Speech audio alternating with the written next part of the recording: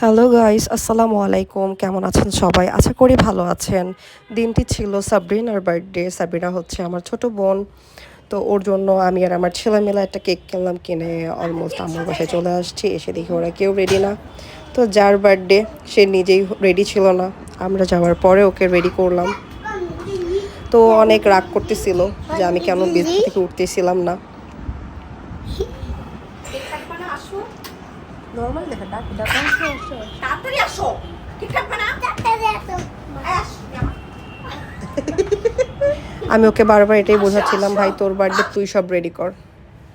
এরপর আম্মুর রুমে চলে আসছি। আম্মু খুব উইয়ার্ড অবস্থায় ছিল।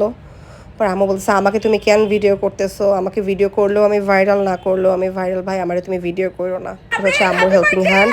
ও হাসতেছিল আমার কথা শুনে।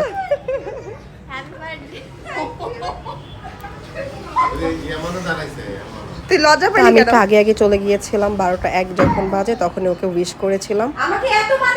আর আমার ছেলে তো ওখানে গিয়ে নানা বাসায় গিয়ে ওর গেঞ্জি টেঞ্জি সব খুলে ফেলে মানে নিজের বাসায় চলে আসছে। দাপটে আলাদা। ছোট বোন কেক খুলতেছিল, ও আরেকটা কেক নিয়ে নাচতে নাচতে আসতেছিল যে দেখো একটা কেক না, আমার আরও একটা কেক আছে।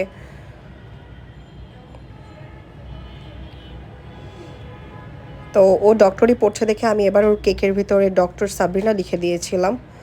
তো এটা দেখে ও অনেক হ্যাপি হয়ে গিয়েছিল যে হ্যাঁ, আমার নামের আগে ডক্টর সাইনটা বসানো হয়েছে। সো আমরা আব্বুকে ডাকতেছিলাম, আব্বু আসো আসো। আব্বু তো কোনোভাবে আসতে রাজি না যে আমরা ভিডিও করছিলাম। দেন স্পার্ক ক্যান্ডেল হচ্ছে সাবরিনা ফার্স্টে জ্বালাতে গিয়েছিল, জ্বালাতে পারিনি। আমি জ্বালালাম একটা, এরপর এটা জ্বালাতে পারছিলাম না। অনেক ট্রাই করার পর এটা ফাইনালি জ্বালাতে পারলাম।